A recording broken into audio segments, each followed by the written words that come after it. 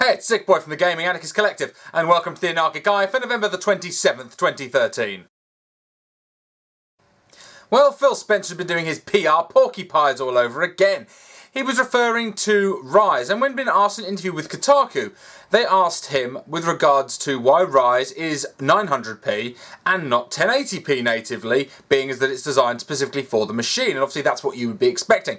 Now, what he came up with and said that it was down to the individual creators, being Crytek. Remember, Crytek are the last gen, they couldn't possibly get any more out of the system, and the only way we can make a truly good game is to have better tech so we can push the graphics. Now, it seems the engine for Ryse obviously is a powerful engine, but they've come out with, they looked at it at 720p, 900 and 1080, looked at all the different lighting effects and realised, now the way he's presented it is, it looks best at 900p. What that means is, they can't run all the lighting effects that the engine, any of the lighting or texture effects that the engine actually has the capacity to do, because the hardware is blocking it from going that higher. Now, I hope to see developers actually be able to work around these, because clearly we don't want to be seeing bottlenecks in the first week of launch. We really want to be seeing developers being able to maximise the potential of the hardware. So the fact that the engine, it could be down to the fact that they don't know how to quite magic it into the box, but at the same time, it's slightly worrying to think that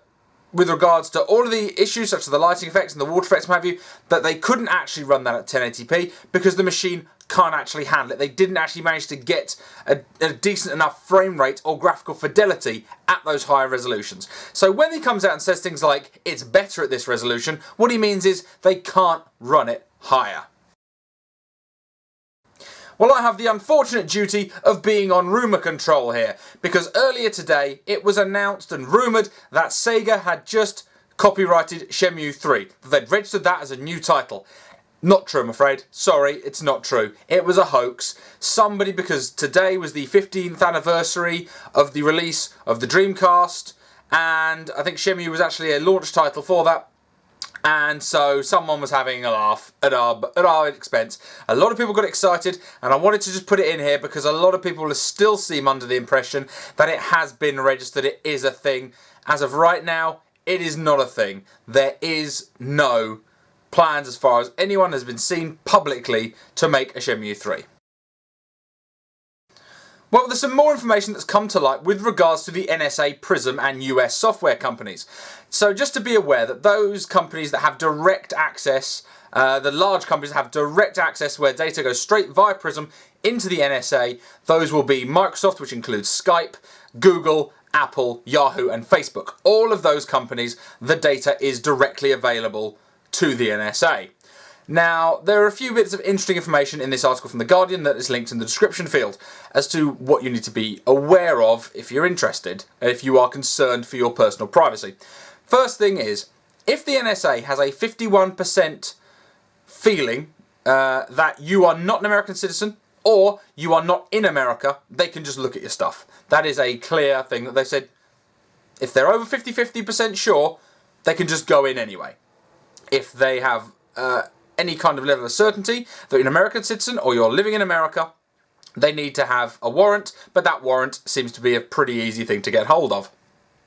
So that's something to bear in mind. Also, it's worth bearing in mind that when Hotmail and the other Microsoft webmail services were collated into Outlook, the increased encryption that Outlook was offering is, remember when they advertised saying that we won't give your information out like Google do?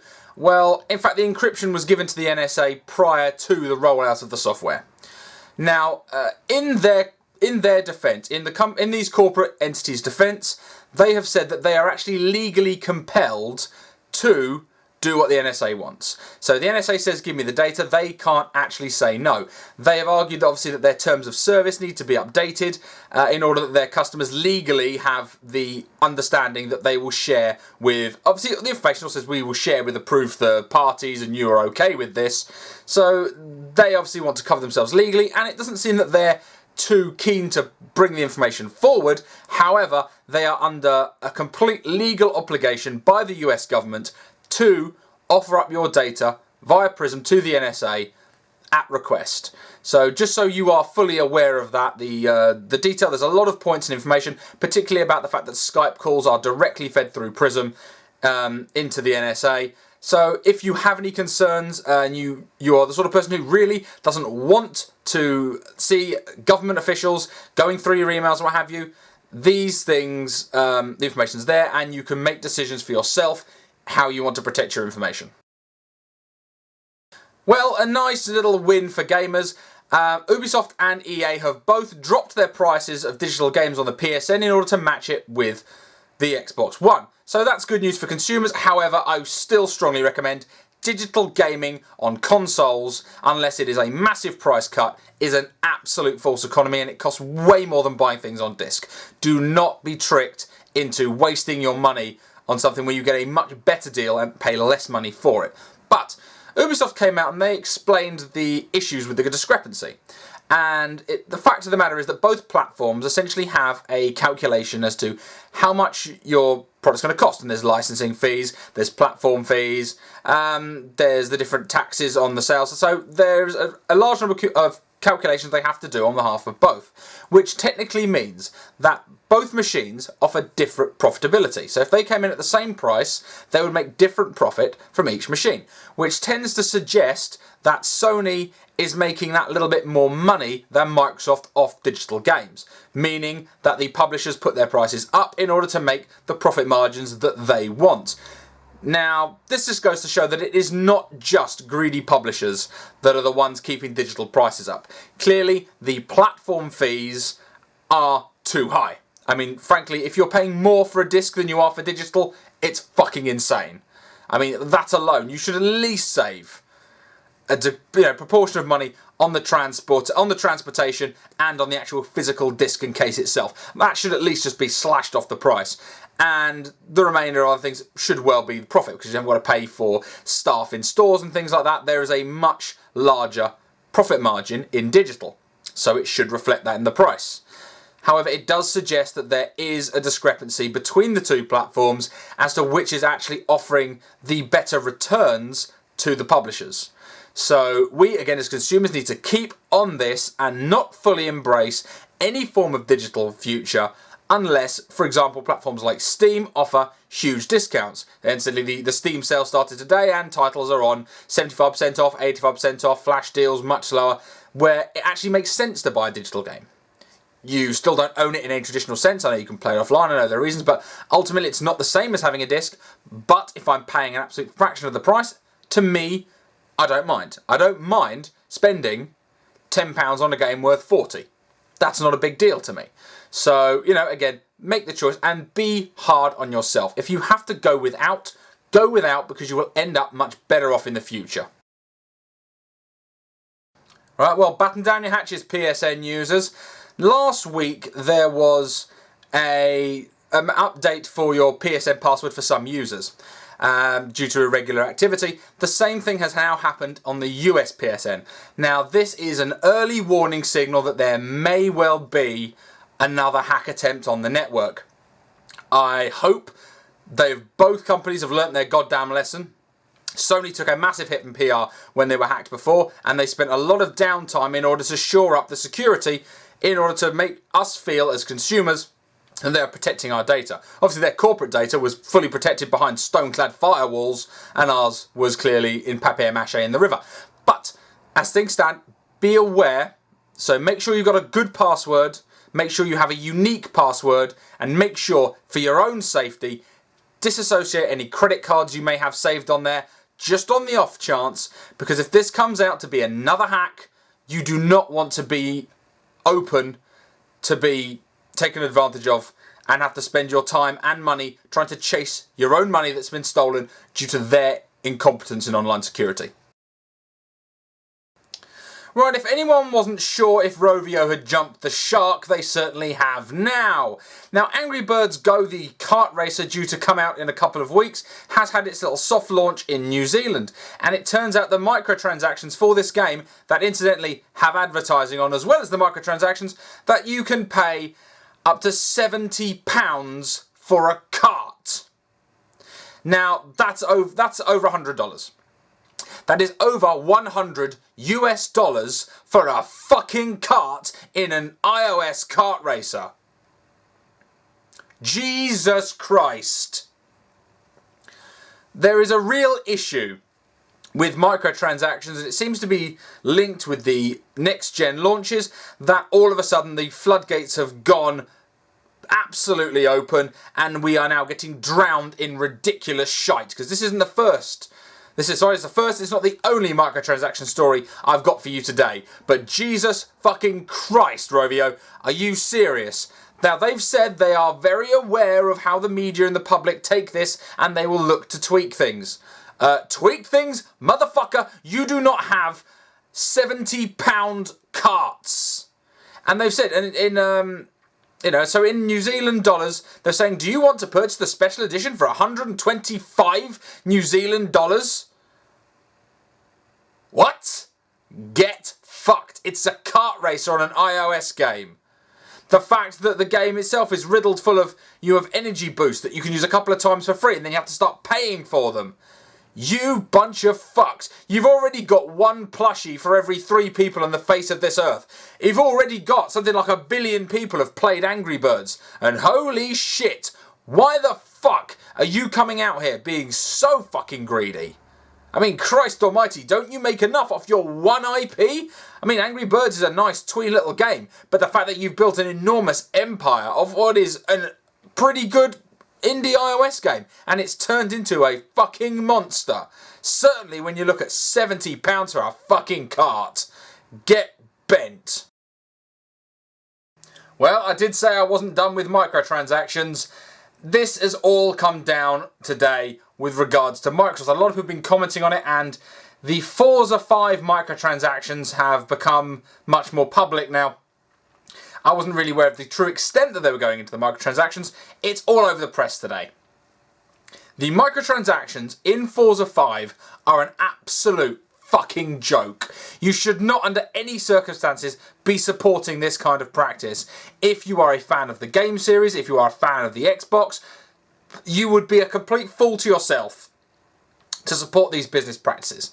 What's been happening is, if you wanted to say buy a Ferrari 250 GTO or a Ferrari Testarossa in Forza, they are costing $70 each to download microtransactions.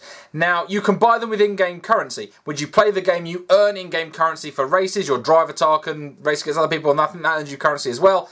And so you can use that money to build up towards these games. However, they're putting in a shortcut, a ridiculously massive shortcut. You can leap straight up. Now, I don't know if the Testarossa on the GTO is the highest price car. Certainly, it is one of the highest production cars in the world. However, I don't know whether they're going to be putting in concept cars, whether that's the full extent the list I've seen. $70 fucking dollars for one car? Really? If you bought all of those cars, it's almost the price of the system. If you bought all the microtransaction cars, you are paying hundreds of dollars on top of a game that costs you over $60, on top of a console that costs you $500. This is not appropriate. This is just ridiculous monetization, and you should not be in support of this. Now, Turn 10 have turned around and said they'd be willing to adjust the in-game currency. Too fucking right, you better adjust the in-game currency. $70 to unlock a Ferrari in the game is fucking ridiculous. Now, it's not quite as ridiculous as the microtransactions in the Angry Birds game, which is an iOS game, but the fact of the matter is you're paying for the premium title. The fact that the microtransactions are more than the cost of the game in this instance is ridiculous. These cars used to be unlockable. Yes, you used to get to buy them, but there was no car in Forza 5 that cost anywhere near $70. And you could unlock most cars through playing the game. And you can unlock the cars through playing the game here. But the premium they've put on it, they're basically putting a premium on your time and saying your gaming is worth this much money. Pay this much money to skip the gameplay and get to the reward. Now, as I mentioned, there was a Phil Harrison interview the other day, and he commented that he has certain principles when it comes to microtransactions. And he said that there's a lot of push internally in order to get as many microtransactions in as he can. He believes that the moral impetus is to not have pay to complete or pay to get achievements. I'm sorry, that is true, but at the same time, you should also be considering you shouldn't have to pay more than the fucking game is worth for something that is inside the game itself. These cars should be available. Much, much easier, and either done through skill or not at all. They shouldn't be purchasable. These cars should be a mark of your skill. What you're doing is charging obscene amounts of money for cheats. That is a $70 cheat code. That is an absolute fucking disgrace. And Turn 10, look at your economy, massively adjust it. And I mean hugely adjust it. I mean, if any one car comes over a few dollars, you're a fucking disgrace. Knock it off. That is absolutely bullshit. Or add that you can fine, you know, you adjust it down to about $10. If you're worried about people just buying the expensive cars for cheap, then easy. You can put in certain requirements. You need to have won X number of races. You need to have driven so far in the wet or whatever the hell in order to even qualify to unlock some of the microtransactions. If that's what you want to do. But for fuck's sake, $70 for a high-end sports car in the game is absolutely fucking ridiculous. $140 for the 2 Ferraris you have on offer is absolutely fucking ridiculous. And nobody should put a penny into that system unless they hugely rectify this problem. And, I mean, come on. Ryse was bad for microtransactions. This is fucking obscene. Well, Microsoft, you are not doing yourselves any favours, are you? Christ almighty, what is wrong with your PR? On the US Xbox website, they have put in a spam email pro forma. And the idea being, they said, we've got your back. Here, send an email to your girlfriend or wife to convince them to buy you an Xbox. Or for you to buy an Xbox and for her to be okay with it. I shit you not. The store, it talks about, it's okay, it's not, I know you don't like playing games, I know you prefer things like knitting, but, I mean, I really enjoy, I want to play Dead Rising 3 and slaying zombies, and we can always play this game together, and it's so patronising, and given how the gaming media and how gamers in general, that the topic of sexism is so hot at the minute. It is something that you don't want to touch with a barge pole. You do not want to even make an off-colour joke. You give too much cleavage on a character, it is going to be covered. You write a fucking pro forma, you put in someone's email address and you send them an email saying literally, oh, you're wonderful and I love you, please buy me an Xbox, darling, I know you prefer knitting. Fuck me. Jesus Christ. I said, read the email. It is absolutely fucking ridiculous. It is like it is written to. It's like you're trying to move away and move into this family multimedia centre market, and what you're essentially doing is giving them a letter for some dude bro to get their girlfriend to agree to go halves on an Xbox One. It's fucking stupid, Microsoft. This is just dumb PR. I said it on Twitter. You guys, right now, it seems you couldn't get good PR if you managed to cure and solve the problem of pandas breeding. You just keep fucking it up. Stop it. Hire new PR people. Your marketing team are fucking toxic to you. I mean, really? In the days of the tropes versus women videos, where people are jumping on anything as sexist, where something is actually fucking sexist, it is going to be a huge problem for you. I expect it to be pulled from their website soon and they'll pretend it never happened, but Jesus Christ, considering this whole thing with KSI recently, and they pulled away because they don't really want the laddie sort of dude bro crowd, because that's not the market they're looking for. They're looking for the family market, blah, blah, blah, blah, blah, blah, blah. What the fuck is this shit? Sort that out. Well, very much like as I mentioned a few days ago with the PlayStation 4 teardown, there has now been a full Xbox One teardown. Now, again, as before, they literally took the whole machine apart and they cost the manufacturing and the actual price of all the different parts and came up with a price of the unit itself plus assembly. Now, they've come up with the, obviously, they've said it is obviously comes in at higher than the PlayStation 4, as you would expect, because it comes with the Kinect as default. Now, they've said that the build cost of an Xbox One with Kinect plus obviously the fee to build it, is $471 US.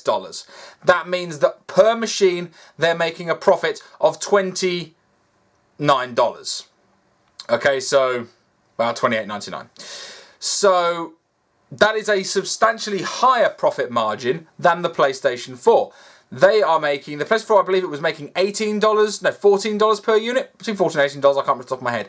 So they are making almost double per unit than the PlayStation is. So there's clearly been, they obviously, because these companies are directly competing, they're not sharing their information with each other. Clearly when it comes down to how much you're getting for the quality of your build, obviously you're getting less, and certainly with the case of the PlayStation 3, where it cost far more than they sold it for. In this case, they're both coming in at a profit per unit.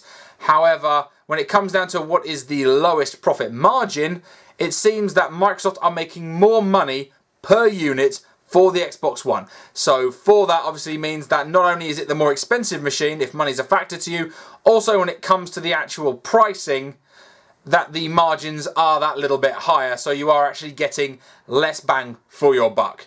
Anyway guys, you've been looking through the 2020 vision of the Anarchic Eye. Thanks a lot for watching. I'll catch you guys later.